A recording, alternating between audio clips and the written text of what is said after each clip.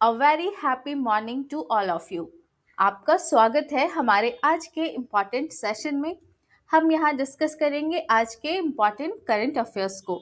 तो स्टार्ट करते हैं हम आज का अपना इम्पॉर्टेंट सेशन। आज के सेशन का पहला क्वेश्चन है, in a recent World Anti-Doping Agency report, which nations' athletes had the highest percentage of global athletes using prohibited performance-enhancing drugs? Option 1 China, Option 2 Bangladesh, Option 3 India and Option 4 South Africa. तो इसका answer हो जाएगा option 3 यानी India. अभी जो recently जारी हुआ है वर्ल्ड एंटी डोपिंग एजेंसी का जो रिपोर्ट आया है 2022 का, इसके अनुसार इंडिया डोपिंग केसेस के मामले में टॉप पर है। और इसमें अगर हम बात करें तो और भी अदर कंट्रीज की, तो मैक्सिमम जो सैंपल टेस्ट जो जिस कंट्री ने टेस्ट कराए थे वो था चाइना।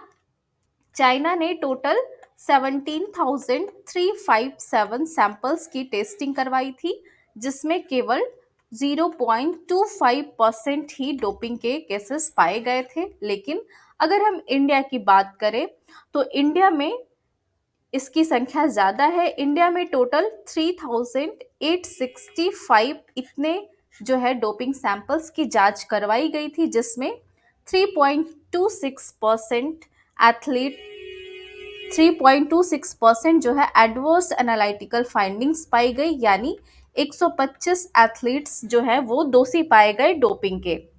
और इतने सारे डोपिंग केसेस इंडिया में पाए गए। और इंडिया के बाद रैंक आता है साउथ अफ्रीका का, जिसमें 2.09% डोपिंग केसेस पाए जाते हैं। अगर हम इंडिया में बात करें ओवरऑल जो डोपिंग केसेस में इंक्रीज की बात करें तो 2021 में जो डोपिंग जो पाए गए थे दोषी, वो केसेस थे 0.65%। वही 2022 में टोटल 0.7% केसेस जो है वो पॉजिटिव पाए गए थे, यानी इतने जो है लोग वो डोपिंग के दोषी पाए गए थे। अब हम यहाँ थोड़ा सा वाडा यानी वर्ल्ड डोपिंग एजेंसी के बारे में जान लेते हैं। यह जो आपका वर्ल्ड डोपिंग एजेंसी है, यह 1999 में स्टैब्लिश हुआ था और इसे इंटरनेशनल ओलंपिक कमेटी द्वारा स्टैब्लिश किया गया था। और इसका हेडक्वार्टर कहाँ है? तो इसका हेडक्वार्टर है मॉन्ट्रियल, कनाडा में हेडक्वार्टर है वर्ल्ड डोपिंग एजेंसी का। और इसके जो है प्रेसिडेंट हैं वो है विटोल्ड बांका, ये इसके प्रेसिडेंट हैं आपके वाडा के, तो आप याद रखेंगे। नाउ हम देखते हैं नेशनल एंटी डोपिंग एजेंसी नाडा के बारे में।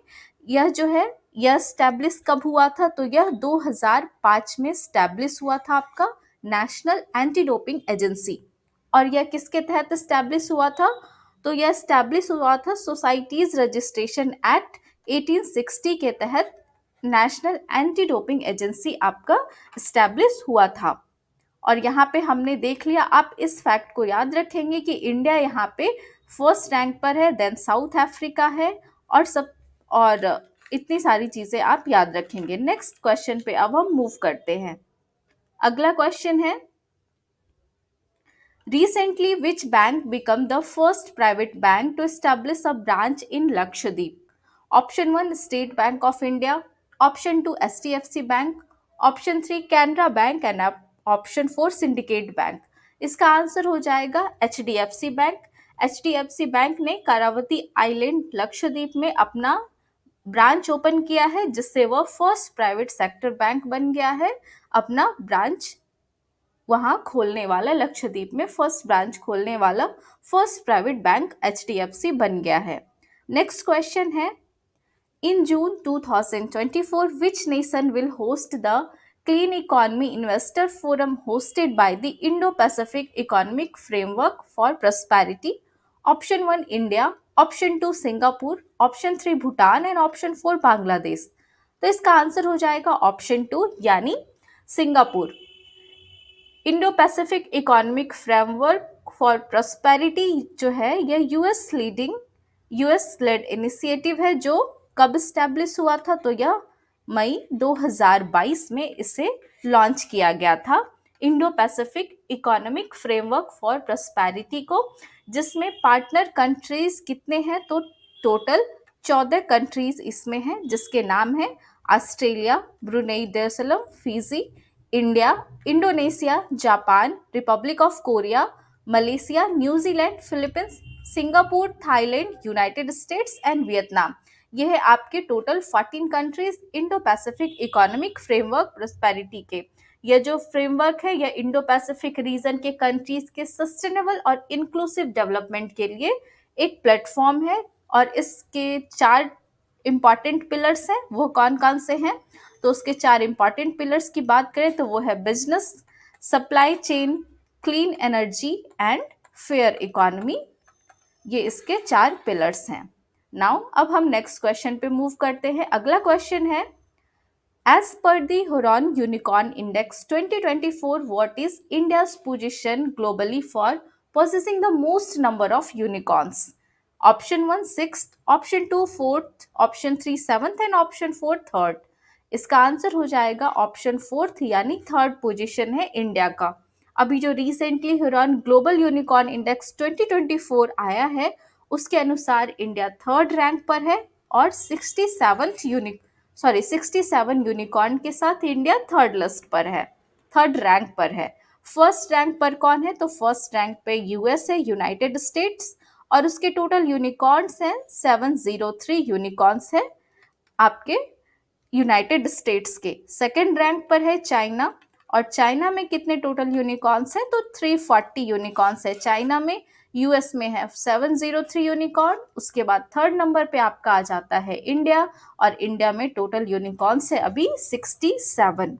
और उसके बाद इंडिया के बाद 4th नंबर भी देख लेते हैं। 4th पे है आपका यूके एंड 5th पे है आपका ईयू। ये हमने टॉप 5 यूनिकॉर्न कंट्रीज के बारे में देख लिया। अगर हम यहाँ पे इंडिया की बात करें तो 4 सालों में यह पहली बार है जब इंडिया के यूनिकॉर्न लिस्ट में डिक्लाइन पाया गया है। इंडिया में जो यूनिकॉर्न्स की लिस्ट थी वो एक बार देख लेते हैं कि पिछले ईयर्स में कितनी संख्या रही है। 2019-20 में यूनिकॉर्न्स इंडिया में 21 थे। 2021 में इसकी संख्या बढ़कर 54 हो जाती है। 2022-23 में 68 रहता है, लेकिन 2024 में यह घटकर 67 हो जाता है, यानी डिक्लाइन पाया गया है। तो आप ये याद रखेंगे। और अगर इंडिया में हम टॉप यूनिकॉर्न्स की बात करें कि हमारे इंडिया में टॉप यूनिकॉर्न कंपनी कौन सी है, तो वह है स्विगी एंड ड्रीम11। ये दोनों आपका टॉप यूनिकॉर्न है इंडिया में। और इसका इवैल्यूएशन कितना है? इसका वैल्यूएशन है $8 बिलियन। इन दोनों कंपनी प्रत्येक का वैल्यूएशन है $8 बिलियन। और यह जो स्विगी और ड्रीम11 है यह ग्लोबली जो है वर्ल्ड में 83rd रैंक पर है आपके। ठीक है, अब हम और भी कुछ फैक्ट्स देख लेते हैं। अगर हम ग्लोबली बात करें कि वर्ल्ड वाइड सबसे टॉप पर कौन सा यूनिकॉर्न है, तो यह है बाइडांस। ये जो है टॉप यूनिकॉर्न कंपनी है वर्ल्ड का, और इसका जो है कितना वैल्यूएशन है? इसका $200 बिलियन इसका वैल्यूएशन है। और यह कहाँ का है? तो यह चाइना का है आपका, जो टॉप पर है, top unicorn company. Second number पे है स्पेसएक्स एलॉन मस्क की, एंड 3rd नंबर पे है ओपन एआई। तो ये तीनों नेम भी आप याद रखेंगे। और अगर हम बात करें वर्ल्ड के यूनिकॉर्न्स की टोटल वैल्यू कितनी है, तो टोटल वैल्यू है $5 ट्रिलियन है, और टोटल नंबर है 1453। इतने यूनिकॉर्न्स हैं अभी टोटल वर्ल्ड में। और जो है आपका वर्ल्ड यूनिकॉर्न कैपिटल कौन सा है, तो वर्ल्ड यूनिकॉर्न कैपिटल है San Francisco, California, United States का सैन फ्रांसिस्को बे एरिया। यह जो है आपका वर्ल्ड यूनिकॉर्न कैपिटल है। ये भी आपके लिए एक इम्पॉर्टेंट हो जाता है। और सिंगापुर को भी आप याद रखेंगे, क्योंकि सिंगापुर जो है फास्टेस्ट ग्रोइंग हब है यूनिकॉर्न्स का। अब आप मुझे यहाँ पे कमेंट सेक्शन में बताएंगे कि इंडिया का फर्स्ट एआई यूनिकॉर्न कौन सा है। इसके बारे में हम पहले बात कर चुके हैं। आप मुझे बताएंगे इंडिया का फर्स्ट एआई यूनिकॉर्न कौन सा है। नाम मुझे जरूर बताएंगे आप कमेंट सेक्शन में। अगला क्वेश्चन है, who has recently became the first female director of the World Bank's Global Environment Facility? Option 1 Saumya Verma, option 2 Radhika Sinha, option 3 Geeta Mishra and option 4 Geeta Batra. तो इसका आंसर हो जाएगा ऑप्शन 4 यानी गीता बत्रा।